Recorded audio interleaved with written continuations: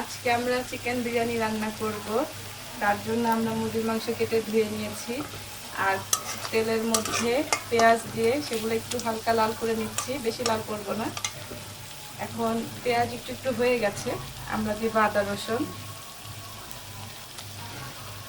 রান্নায় আছেন সোনিয়া আক্তার কেয়া, সাথে ক্যামেরা আছেন আহমেদ মাসুম। আমরা 2 টেবিল চামচের মতন আদা রসুন দিয়ে দিলাম। এখন এটা একটু নাড়াচাড়া করবো, সাথে দিয়ে দিব লবণ। এটাকে আমরা একটু হালকা লালচে করে ভাজবো, তাই তো? হ্যাঁ, 1 চামচ লবণ দিয়ে দিচ্ছি। 1 চামচ লবণ, কেউ যদি লবণ বেশি খান সেক্ষেত্রে বেশি দিতে পারেন। লবণটা আমি আরেকটু দিব, এটা শুধুমাত্র গোসের জন্য দিলাম। যখন পোলাও রান্না করবো তখন আবার লবণ দেওয়া হবে। অল্প একটু পানি দিয়ে এটা কষায় নেব। এখানে কিছু পরিমাণ পেঁয়াজ আছে, আদা রসুন আছে, কিছু পরিমাণ আছে, খেয়াল করেন। যাবে তখন আপনার না জানলে তারা কীভাবে রান্না করে। পেঁয়াজ 1 কাপের মতন আছে, অথবা আপনি বড় সাইজের, আমি 4টা পেঁয়াজ নিয়েছি। আর আদা রসুন 2 চামচ। আদা এবং রসুন, হ্যাঁ, একসাথে পেস্ট করা 2 চামচ। এটা আপনার চাইলে হাতেও রাখতে পারেন অথবা ব্যালেন্ডার মেশিনেও গুঁড়ো করে নিতে পারেন। এটা একটু কষাতে থাকবে। এটা একটু সময় নেবে, আমরা ভিডিওতে পরবর্তীতে দেখতে পাবো। আপাতত এটা আমরা কাজ করতেছি, একটা ভিডিও করার কোনো মানে নেই, বাচ্চা সেটা পরে দিতে মশলাটা কষানো চলতেছে। প্রয়োজনে আরও 2-1 পানি দেওয়া দিতে হবে, যতটুকু শুকায় যাবে আবার একটু পানি ঢালবে।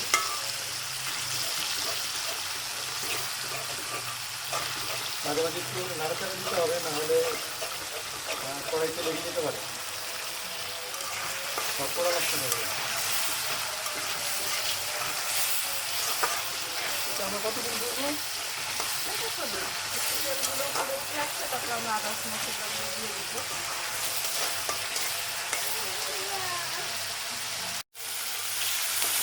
ফার্স্ট টাইম আমরা হালকা হালকা একটু করে পানি দিলাম, আর নাড়াচাড়া দিতে হবে, নাহলে কিন্তু কড়াইতে লেগে যেতে পারে। তো আপনারা হালকা হালকা করে নাড়াচাড়া করবেন, তাহলে নিচে লেগে যেতে পারে। আচ্ছা, আর আমরা আর কিছু দিব, ওগুলো একটু দেখাই দিতেন, দেখতেন। পরেও এরপরে কিছু আইটেম দিবেন। এখন দিব রেডিমেড বিরিয়ানি মশলা। রেডিমেড বিরিয়ানি মশলা? হ্যাঁ, এটা দিয়ে দিব। এটার মধ্যে সব কিছুই দেওয়া থাকে, যার কারণে আমাদের আলাদা বাজার থেকে কিনে আনা? জি, দোকান থেকে কিনে আনি। আচ্ছা, চাইলে তো আমরা হাতেও। হ্যাঁ, হাতেও করতে পারি, কিন্তু সময় বাঁচানোর জন্য এখন সবাই দেখা যায় কেনা মশলাটাই বেশি ইউজ করে। আচ্ছা, তো এখানে যদি আমরা হাতে বেটে দিতে চাই সেক্ষেত্রে কী কী মানে ইনগ্রিডিয়েন্ট লাগতে পারে? এখানে যদি বাজারে কেনা বিরিয়ানি মশলা দিতে না চান, তাহলে আপনারা মাংস রান্না করতে আমরা যেসব মশলাগুলো ব্যবহার করি, যেমন জিরা, ধনিয়ার জিরা, জিরার জিরা, এলাচ, দারচিনি, তেজপাতা, এগুলো দিবেন। আর এছাড়া দেখা যায় বিরিয়ানি রান্না করার জন্য একটু সুবাসের দরকার হয়, যার কারণে আমরা জয়ত্রী, জয়ফল, পোস্তদানা, কাঠবাদাম এগুলো বেটে দিতে পারি। সেগুলো একসাথে বেটে তারপরে এতে করে বিরিয়ানির ফ্লেভারটা খুব ভালো আসবে।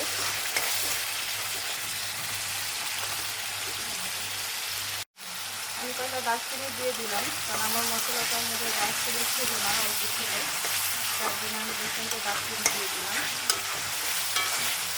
এখন এই মশলাটা আমরা কিছুক্ষণ কষাবো, একটু পানি দিয়ে দিয়ে কষাতে হবে, নাহলে তো লেগে যাবে।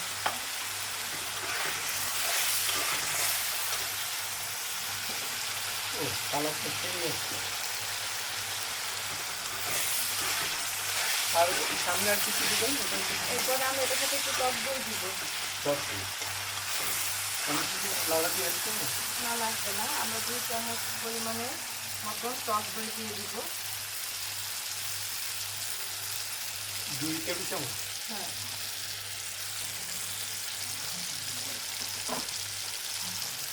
টক দই দিয়ে দিলাম। টক দই দেওয়ার পরে একটু ঘন ঘন নাড়া দিতে হবে, না হলে এটা লেগে যাবে, কড়াইয়ের সাথে লেগে যাবে। আপনারা খেয়াল রাখবেন। এখানে টক টক দই দেওয়ার পরে একটু ঘন ঘন নাড়াচাড়া করতে হবে নাকি? হ্যাঁ, এরকম কতক্ষণ করবো আমরা? এটা আমরা অনেকক্ষণ কষাবো, যতক্ষণ পর্যন্ত টক দইটা পুরো মশলার সাথে মিশে না যাচ্ছে। আর মানে তেলটা ভালো করে বয়েল হওয়ার পরে? হ্যাঁ, তেলটা উপরে উঠে আসবে, তারপরে দেন আমরা মুরগির মাংসটা দিয়ে দিব। না আর কোনো মশলা কি এর ভিতর আসবে? না, চাইলে 2-3টা কাঁচামরিচ দেওয়া যাবে, আর কিছু দেওয়া লাগবে না। কেউ যদি ঝাল একটু পছন্দ করেন সেই ক্ষেত্রে কাঁচামরিচ দেওয়া যায়। আমাদের আমাদের মশলা কষানো প্রায় হয়ে গেছে। এখন এটার মধ্যে আমরা চিকেনগুলো দিয়ে দিব।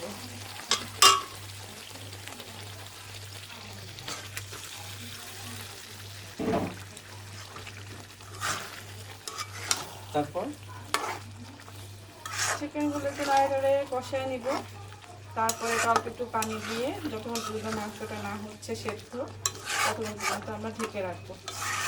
এখন আগে একটু কষিয়ে নিই, যাতে মাংসটা সব মশলাগুলো গায়ে গায়ে মেখে যায়।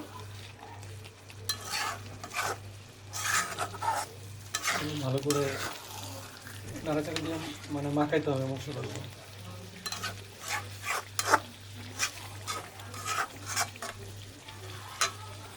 এখন জালে থাকবে তাই তো? হ্যাঁ হ্যাঁ, কিরকম সময় রাখবো এটা? এটা হতে প্রায় 15 থেকে 20 মিনিট লাগবে। 15 থেকে 20 মিনিট এইভাবে চুলা থাকবে, হালকা হালকা করে বয়েল হবে।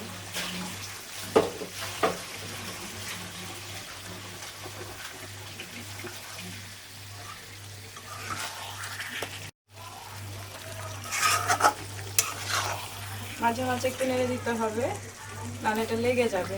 যেহেতু টক দই দেওয়া আছে, আদা রসুন আছে, তাই লেগে যাবে।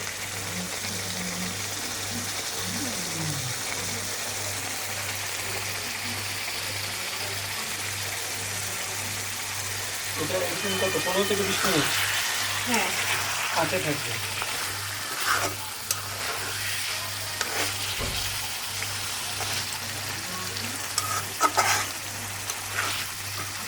আপনার টাইমটা একটু মনে রাখবেন, সেরকম সময় আপনার জাল দিতে হবে, কতক্ষণ আপনার রাখতে হবে।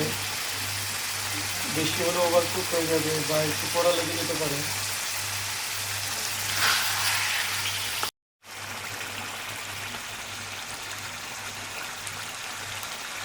20 মিনিট পরে আমাদের রান্না প্রায় কমপ্লিট হয়ে গেছে। আমাদের চিকেন রান্নাটা হয়ে গেছে। এরপরে আমরা পোলাও রান্নার রেসিপিতে যাব। এখন মাংসটা রেডি আমাদের বিরিয়ানির জন্য।